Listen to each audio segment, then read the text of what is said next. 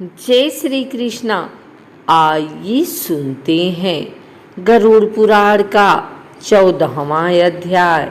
गरुड़ जी ने कहा, हे दयानिधि, यमलोक कितना बड़ा है, कैसा है, किसके द्वारा बनाया हुआ है, वहाँ की सभा कैसी है और उस सभा में धर्मराज किनके साथ बैठते हैं। हे दयानिधि, जिन धर्मों का आचरण करने के कारण धार्मिक पुरुष जिन धर्म मार्गों से धर्मराज के भवन में जाते हैं, उन धर्मों तथा मार्गों के विषय में आप मुझे बतलाइए। श्री भगवान ने कहा, हे गरुड़, धर्मराज का जो नगर नारदाद मुनियों के लिए भी अगम्य है, उसके विषय में बतलाता हूँ, सुनो। उस दिव्य धर्म नगर को महापुण्य से ही प्राप्त किया जा सकता है। दक्षिण दिशा और नैऋत्य कोण के मध्य में वैवस्वत यम का जो नगर है, वह संपूर्ण नगर वज्र का बना हुआ है, दिव्य है और असुरों तथा देवताओं से अभेद है। वहाँ पर चौकोर 4 द्वारों वाला ऊंची 4 दीवारी से घिरा हुआ और 1000 योजन प्रमाण वाला कहा गया है। उस पुर में चित्रगुप्त का सुंदर मंदिर है, जो 25 योजन लंबाई और चौड़ाई में फैला हुआ है। उसकी ऊंचाई 10 योजन है और वह लोहे की अत्यंत दिव्य 4 दीवारी से घिरा है। वहाँ आवागमन के लिए सैकड़ों गलियां हैं और वहाँ पताकाओं एवं ध्वजों से विभूषित है। वह विमान समूहों से घिरा है और गायन वादन से विनादित है। चित्र बनाने में निपुण चित्रकारों के द्वारा चित्रित है तथा देवताओं के शिल्पियों ने उसका निर्माण किया है। वह उद्यानों और उपवनों से रमणीय है। नाना प्रकार के पक्षीगण उसमें कलरव करते हैं तथा वह चारों ओर से गंधर्वों तथा अप्सराओं से घिरा है। उस सभा में अपने परम अद्भुत आसन पर स्थित चित्रगुप्त मनुष्यों की आयु की यथावत गणना करते हैं। वे मनुष्यों के पाप और पुण्य का लेखा जोखा करने में त्रुटि नहीं करते। जिसने जो शुभ अथवा अशुभ कर्म किया है, चित्रगुप्त की आज्ञा से उसे उन सब का भोग करना होता है। चित्रगुप्त के घर के पूरब की ओर ज्वर का एक बड़ा विशाल घर है और उनके घर के दक्षिण शूल, लूता और विस्फोट के घर हैं तथा पश्चिम में कालपास, अजीर्ण तथा अरुचि के घर हैं। चित्रगुप्त के घर के उत्तर की ओर राजरोग और पांडुरोग का घर है।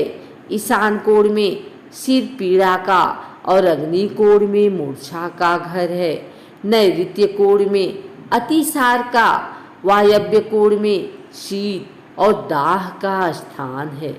इस प्रकार और भी अन्य व्याधियों से चित्रगुप्त का भवन घिरा हुआ है। चित्रगुप्त मनुष्यों के शुभाशुभ कर्मों को लिखते हैं।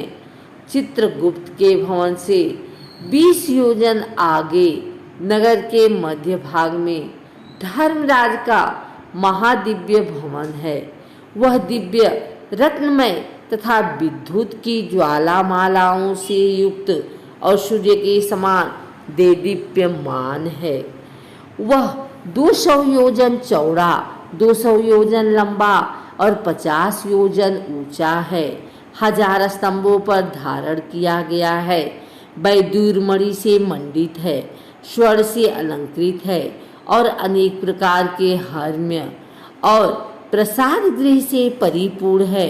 वह भवन शरतकालीन मेघ के समान उज्ज्वल, निर्मल एवं सुवर्ण के बने हुए कलशों से अत्यंत मनोहर है। उसमें चित्र बहुरंगी रंग के स्फटिक से बनी हुई सीढ़ियां हैं और वह हीरे के फर्श से सुशोभित है। रोशनदानों में मोतियों के झालर लगे हैं।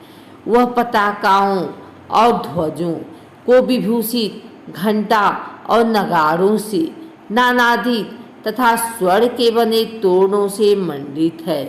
वह अनेक आश्रयों से परिपूर्ण और स्वर्ण निर्मित सैकड़ों किवाड़ों से युक्त है तथा कंठ कर रहित नाना वृक्ष लताओं एवं गुल्मों अर्थात झाड़ियों से सुशोभित है। इसी प्रकार अन्य भूषणों से भी भवन सदा भूषित रहता है। विश्वकर्मा ने अपने आत्मयोग के प्रभाव से उसका निर्माण किया है। उस धर्मराज के भवन में 100 योजन लंबी चौड़ी दिव्य सभा है जो सूर्य के समान प्रकाशित, चारों ओर से देदीप्यमान तथा इच्छा अनुसार स्वरूप धारण कर लेने वाली है। वहाँ न अधिक ठंड है और न अधिक गर्मी। वहाँ मन को अत्यंत हर्षित करने वाली है। उसमें रहने वाले किसी को न कोई शोक होता है, न वृद्धावस्था सताती है, न भूख प्यास लगती है और न किसी के साथ अप्रिय घटना ही घटती है। देवलोक और मनुष्य लोक में जीतने का काम अभिलाषाएं हैं, वे सभी वहाँ उपलब्ध हैं।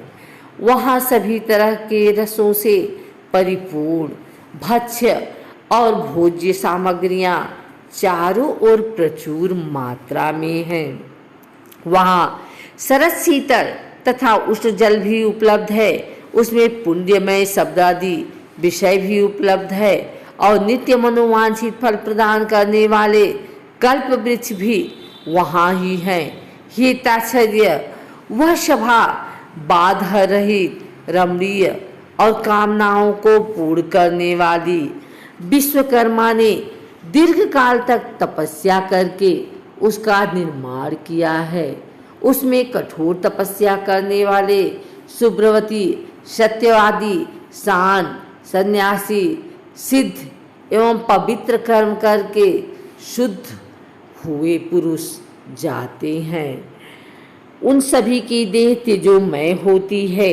वे आभूषण से अलंकृत तथा निर्मल वस्त्रों से युक्त होते हैं तथा अपने किए हुए पुण्य कर्मों के कारण विभूषित होकर विराजमान रहते हैं। 10 योजन विस्तीर्ण और सभी प्रकार के रत्नों से सुशोभित उस सभा में अनुपम एवं उत्तम आसन पर धर्मराज विद्यमान रहते हैं। वे सत्पुरुषों में श्रेष्ठ हैं और उनके मस्तक पर छत्र सुशोभित हैं। कानों में कुंडलों से अलंकृत वे श्रीमान महामुकुट से सुशोभित हैं।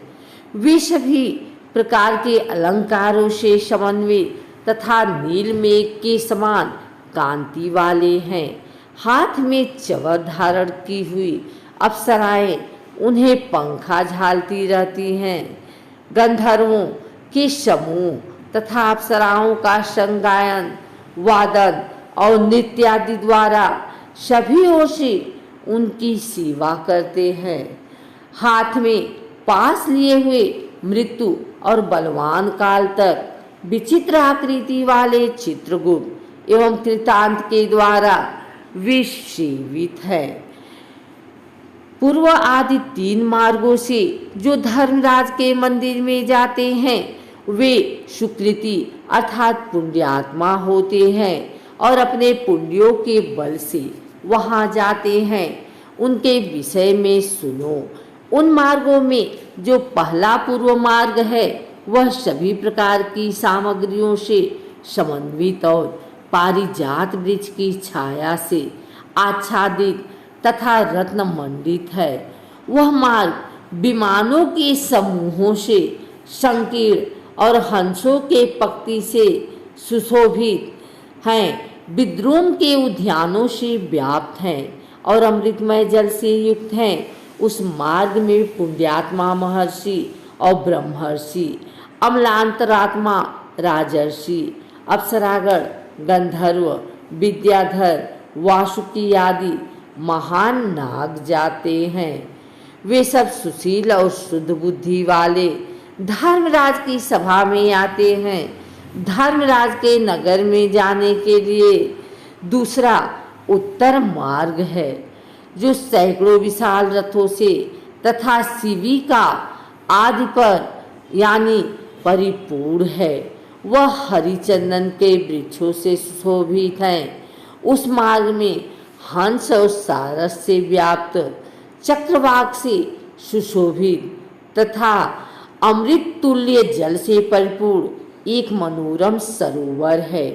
इस मार्ग से वैदिक अभ्यागतों की पूजा करने वाले दुर्गा और सूर्य के भक्त पर्वों पर तीर्थ स्थान करने वाले, धर्म संग्राम में अथवा अनशन करके मृत्यु प्राप्त करने वाले, वाराणसी में गौशाला में अथवा तीर्थ जल में विधिवत प्राण त्याग करने वाले होते हैं। उस समय धर्मराज भगवान विष्णु के समान चतुर्भुज रूप और शंख चक्र गदा तथा खड़ग धारण करके पुण्य करने वाले जीवों के साथ स्नेहपूर्वक मित्रता आचरण करते हैं। उन्हें बैठने के लिए सिंहासन देते हैं, नमस्कार करते हैं और पाद्य अर्घ आदि प्रदान करके चंदनादि पूजा सामग्रियों से उनकी पूजा करते हैं। ऐसा धर्मराज का वचन सुनकर उन्हें और उनकी सभा को प्रणाम करके वे देवताओं के द्वारा पूजित और मुनीश्वरों द्वारा स्तुति होकर विमान समूहों से परम पद को जाते हैं और कुछ परम आदर के साथ धर्मराज की आज्ञा का पालन करते हैं और वहाँ एक कल्प पर्यंत रहकर मनुष्यों के लिए दुर्लभ भोगों का भोग करके पुण्यात्मा पुरुष शेष पुण्यों के अनुसार पुण्य दर्शन वाले मनुष्य योनि में जन्म लेता है। इस लोक में वह महान धन पाने वाला होता है तथा संपन्न, सर्वज्ञ तथा सभी शास्त्रों में पारंगत होता है और पुनः आत्मचिंतन के द्वारा परम गति को प्राप्त करता है। हे गरुड़, तुमने यमलोक के विषय में पूछा था, वह सब मैंने बता दिया। इसको भक्ति पूर्वक सुनने वाला व्यक्ति भी धर्मराज की सभा में जाता है।